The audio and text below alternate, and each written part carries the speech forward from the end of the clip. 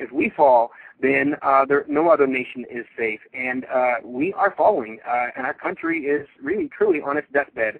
And I hate to be negative about it, but we are not far from being gone, very much so, as being an empty shell of a nation who has basically become under the control of forces that are not Canadian whatsoever. Isn't that their motto is order out of chaos, and also, to make Canada third world country, and as well as USA? I mean, right now I just got information that AT&T is firing or laying off. It's the same thing to me anyway. Firing 4% of their workforce. I mean, then who's going to work in United States? I mean, we know the Northern, lots of people are going to be out of job within a month's range as well, from Ottawa to Toronto and etc. I mean, they are going to go to Nigeria. I mean, there are other companies in Canada as well that are laying off or firing their employees in the banking industry as well. I mean, these people are going to be without unemployment insurance as well, because usually they go through the third party lawyers or paralegals that every month they pay them some money, so they challenge them in the unemployment. So then unemployment will not be given, or even if given, there will be a nasty fight between the poor employee and with the third party, until they go to the judge finally and they put everything on the table. And I learned from my past, because I was subject to the same kind of thing. They told me, they fired me for no reason, and I was a good employee. I haven't done anything against the companies that I used to work. And I have had my digital voice recorder on all the time, and I pretty much every time my supervisor talked to me, I record them. And this is the one thing saved me. And then when they told me to fire, when they say you fired, and I asked them what reason, they said, we don't have to give you reason, you're fired. And I said, what? Can you please tell me what did I do wrong? But while the digital voice is activated, they don't know that. Their voice is over there.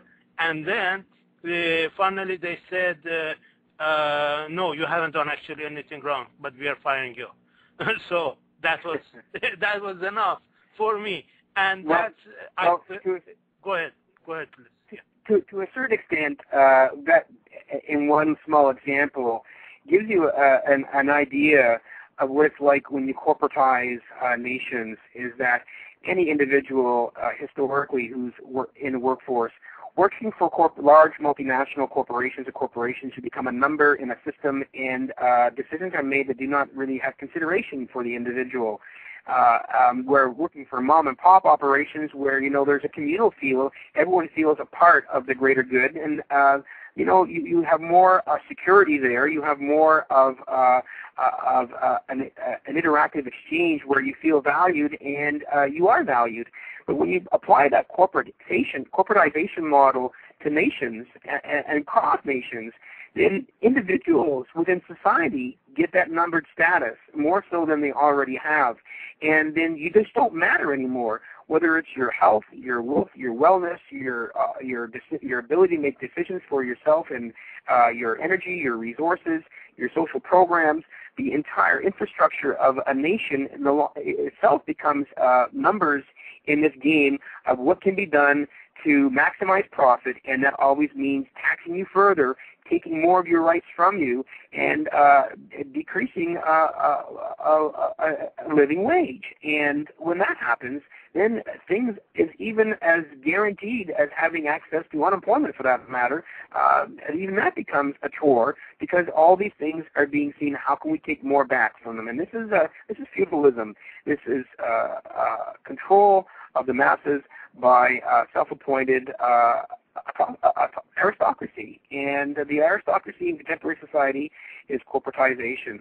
And we all know democracy is fraught with danger, and any government we've seen historically, by man, for man, always has its ups and downs.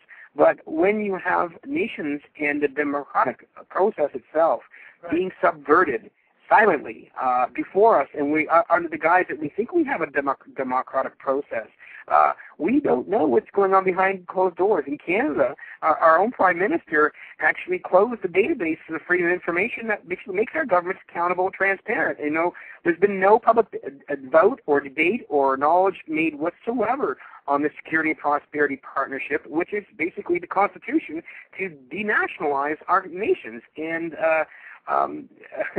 it's not an inevitable process.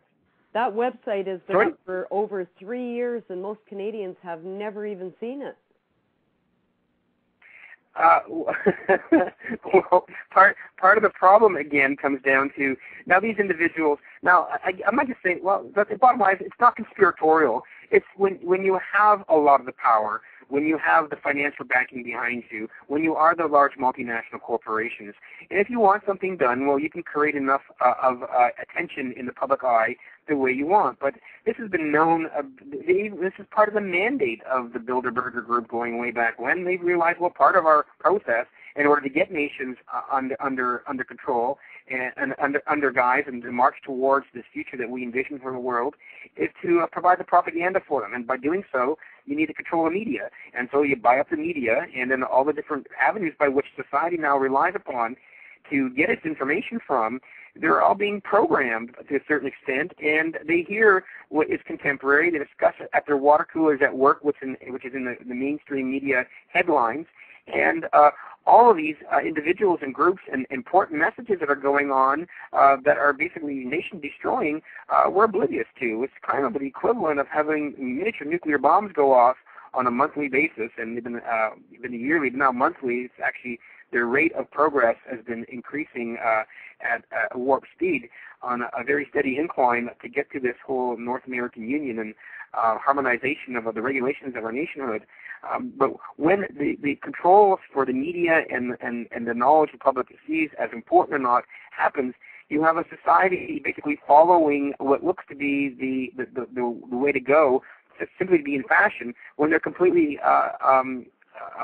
oblivious to what's truly going on. And so websites or information or databases are out there that are not part of the contemporary common parlance. People don't really recognize this, and unfortunately, those who want to take control do everything they can to dumb this down and not provide this available for the public, so the public doesn't know. And that's half the battle. You need an alert, aware, and organized public to be democratic, and we are not. We are being told different messages. We're buying into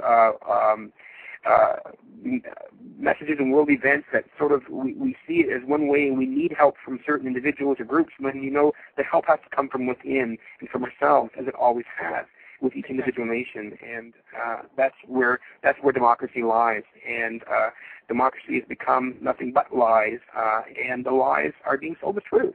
And following blindly and giving up your will freely as individuals of nations, what your nation does and what it morphs into historically in the future or the present is the responsibility of all of us, individuals. And we need to take that responsibility seriously, because what we do as nations and allow to happen to our nations hurts or harms or betters the planet as a whole.